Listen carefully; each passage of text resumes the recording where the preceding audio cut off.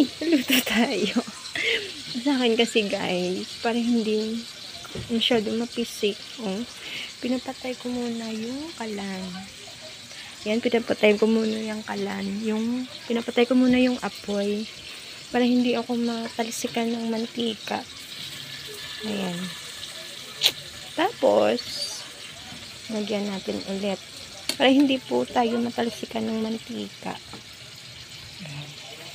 Yan. Ang ganda po mga pagkaano.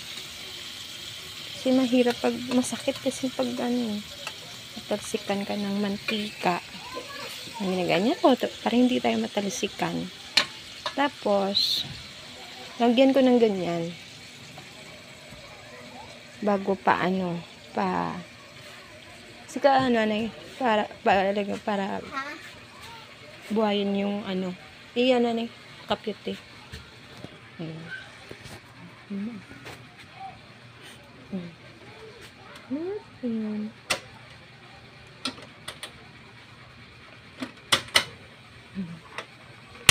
Ayan.